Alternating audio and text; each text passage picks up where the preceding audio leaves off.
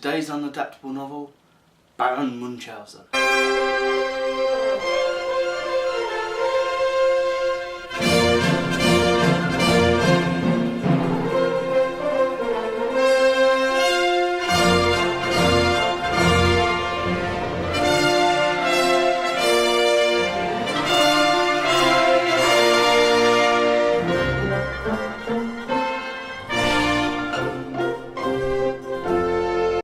I've decided to mostly focus on the 1988 Terry Gilliam film because that's the one I know better. But first, the book. This is The Travels and Surprising Adventures of Baron Munchausen by Rudolf Erich Raspe and others. And this is why it's unadaptable. You see, there really was a Baron Munchausen who lived in a town called Bodenwerder in the Elector of Brunswick. He was a soldier and an adventurer, and what he liked to do was he liked to tell very tall tales with a very straight face. That was kind of his party piece. People weren't expected to believe them, but they weren't expected to question them either. It was kind of, oh yeah, that's true. And he'd be like, yeah, I did this, I did that, but in German, which is an accent I obviously can't do, because I can't do any accents. One of the people at his table was a young scientist called Rudolf Erich Raspe. And what he did was he came to England, and he was a bit of a con man really. What he'd do is he'd go to places like Cornwall and he'd say, oh yes, there's definitely tin here, and they'd set up a mine and there might not be any tin. And a bit of a wheeler dealer, a bit of a gambler, a bit of a drinker, one of those adventurers along the same sort of style of Casanova. And when he was running out of money, he wrote down a few sort of funny stories. The Adventures of Baron Munchausen. No one knows whether these are the actual stories that Munchausen used to tell people or these were his own versions. And he did away. And then he expanded it to get a bit more money. And then he translated it into German and sent it over to Germany. His friend expanded it. And then there were these two traditions of Baron Munchausen. The German tradition of Baron Munchausen stories and the English tradition. And sort of hack writers from both countries just piled in on this character, building and building and building and building. This means there isn't actually a Baron Munchausen story. There's not one tale to adapt. Now this version is sort of the English tradition of it. The first half is mostly stories by Raspe. The second half is some anonymous Grub Street hack. And what the anonymous Grub Street hack has tried to do in the second half of this book is to turn the Baron's adventures into a proper story. And it does not work. At the beginning, the Raspe ones, they're just different chapters with different adventures. So for example, he gets faced by a crocodile and a lion, and he leaps out the way and the lion pounces into the crocodile's jaws. Or there's another story where he's riding this horse that's really, really fast, and it gets chopped in half. But the horse is so fast it doesn't realise it gets chopped in half, and he rides on half a horse for a certain amount of time. Or there's another one where he gets stuck in the mud, and so he grabs his ponytail and he pulls himself out of the mud. They're essentially like short cartoons. It's basically Tom and Jerry. Trouble is, you know what happens when Tom and Jerry have to sustain a full-length story. We two were friends to the end, ain't we, my friend? We kind of blend together. Exactly. And that's the trouble with the second half of this book. Someone's taken this sort of Tom and Jerry, Bugs Bunny, trickster, very cartoony character, and they've given him sort of reasonable goals and things. In the second part of this book, he goes to Africa and he has financial backers. The idea of this character, the Baron, trying to fulfill financial backers. It's awful. And so, how do you turn someone that works best in short moments into a full-length film? It was very foolhardy, the whole thing, because I mean, I set out to do an impossible adventure. That was the whole thing. I was going to climb Mount Everest. I was tying one of my legs behind my back, both arms there, bag over my head, and now let's climb Mount Everest, if you can find it. Terry Gilliam wasn't the first person to try and make a Baron Munchausen film. There'd been a silent one, a French one. It's like this. It gets a little strange at times. I'm very fond of it. There was also the Nazi version. The Adventures of Baron Munchausen was the most expensive film created under the Third Reich. As you can see, the special effects for the time were second to none. And if you watch that one and the 1988 film back to back, there are some parts that are very, very similar. How does Terry Gilliam turn a cartoon character, who works best in shorts, into a story? Well, first it's about the way he introduces him. We get a bombed city. It's very smoky, it's very atmospheric, you get the children running through, and they are putting on a performance of Baron Munchausen. So the first Baron Munchausen we get is a fictional one. Then, the real Baron smashes in, tells them it's all lies, and decides to tell them how it really was. He says he was to blame for the war with Turkey, which is causing the besieging of the city. And there are some bits in the book where he sort of tweaks the Sultan of Turk's nose. And so he starts to tell the story, leading to possibly my favourite transition in cinema. The Sultan brought me a bottle of his favourite Tokay.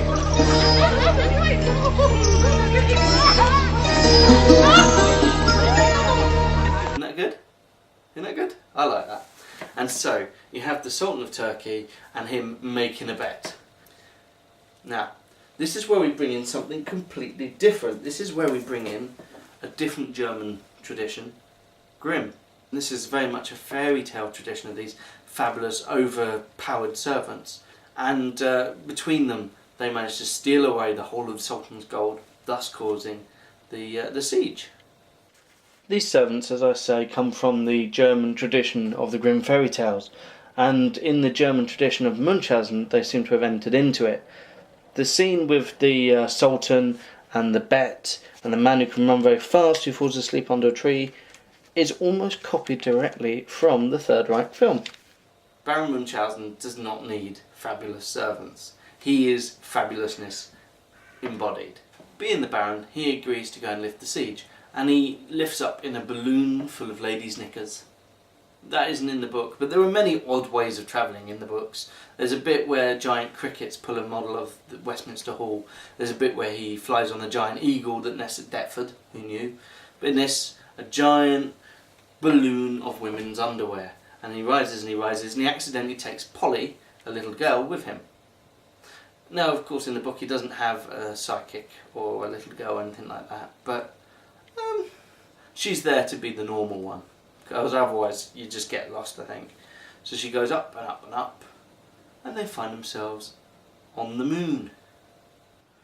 On the moon is ruled by the King and Queen of the Moon, and they're giants with detachable heads that fly about. And so the bodies do sort of virile bodily things, and the heads have more serene, sort of cerebral thoughts. And yeah, that's in the book.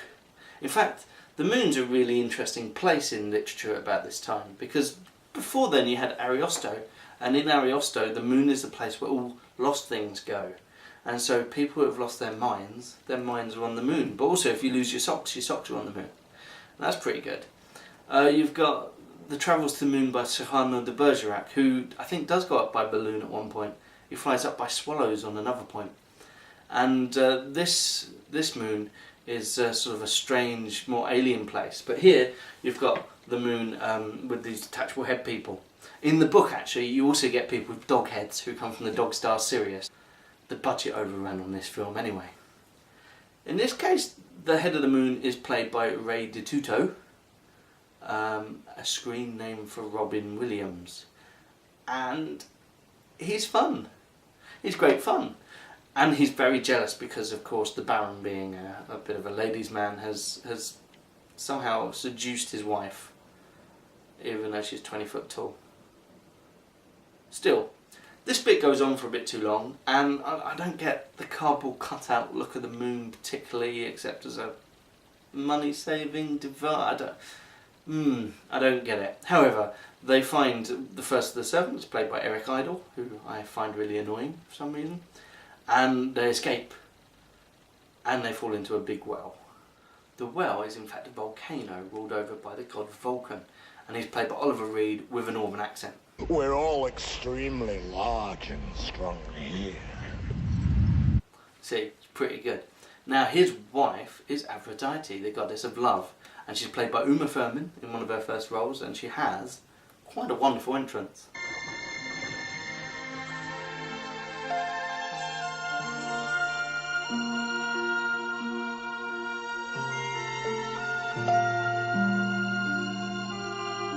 Hello.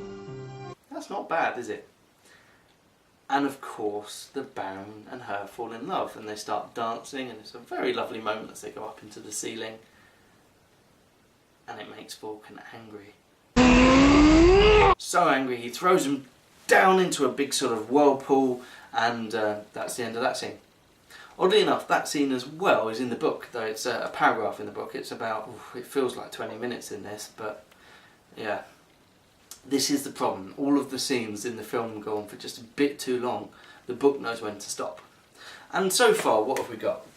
We've got a ticking clock, because there's the siege going on in the town, and we keep cutting back to the siege. And that's good, because that gives us a reason to power through these different journeys. They're not just happening in a kind of whimsical, "Ooh, let's travel along here."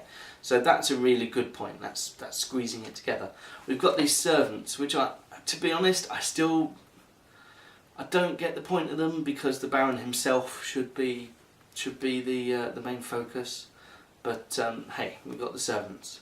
You've got the Baron getting younger, because he gets younger when he has adventures, and we'll talk about age in relation to this later.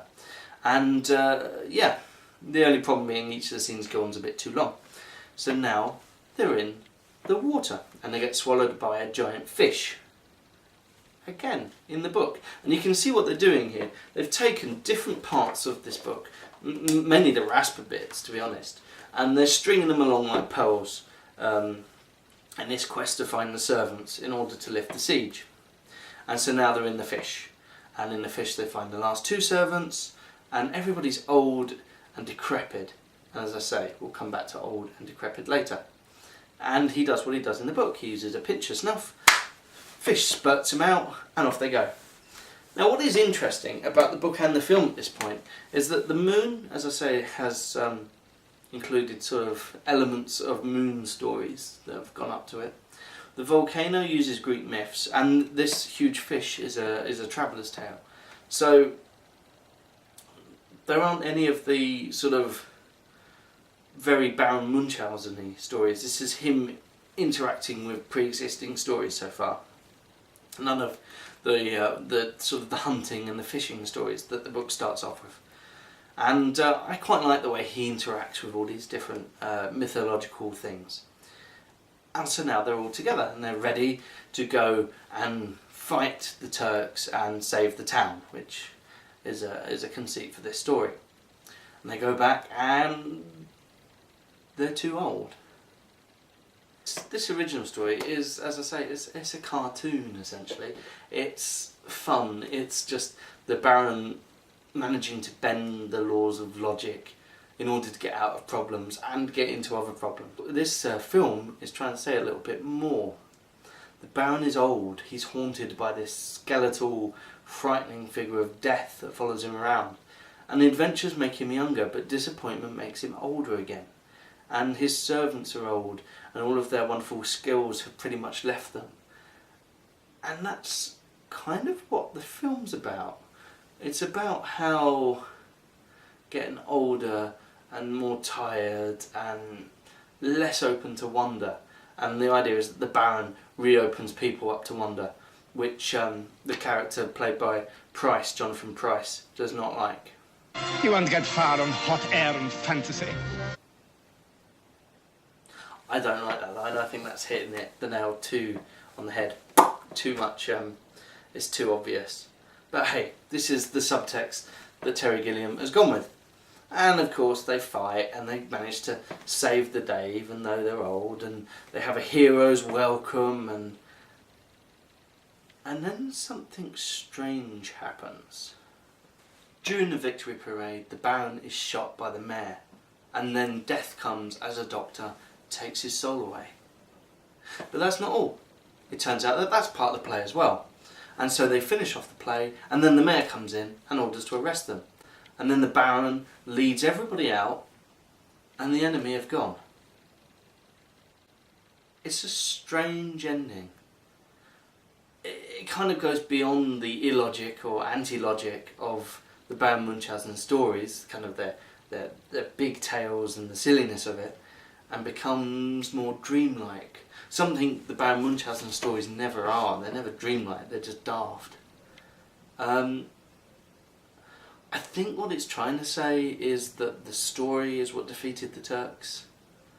Again, I think it's gone a little bit too far there, but hey. So, what has Terry Gilliam done? He's taken the moments of the moments from the book that he likes, particularly the moments that appeal to him visually, and I would say moments from the films he's seen before of Baron Munchausen that appeal to him visually, and he's strung them together like pearls along this siege storyline, and then he sort of folded it into this sort of storytelling storyline, and he's put it all together like that. And it kind of works. I mean, this film famously overran its budget and was thought of as a huge disaster. They had to cut things out as they went along, so maybe some of the sense was cut out of it because there was some brutal cuts, because it just kept going over budget. Yet, it still feels too long. He doesn't really get to the moon to the first hour, and it takes over 2 hours to wrap the whole thing up. Each scene just takes a little bit too long, and there feels like a little bit too much padding. There, it has to be said, Oliver Reed with a northern accent leching after Uma Thurman in a sort of see-through white dress is something you need to see to be believed. Weirdly, I would approach this film the same way I'd approach the book. All of them have little moments that are brilliant. There are some wonderful moments in the film, there are some fantastic moments in the book. And you have to get through the ones that are less good to enjoy the ones that are.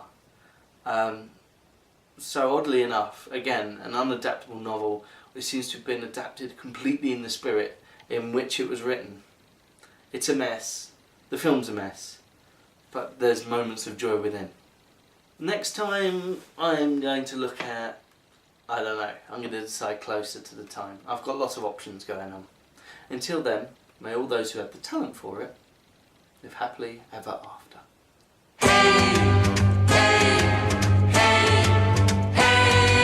Hey, Baron Munchausen, Hand aufs Herz, darf man alles glauben, was Ihr Mund verspricht? Hey, Baron Munchausen, Hand aufs Herz, doch wenn Sie erlauben, alles glaub ich nicht.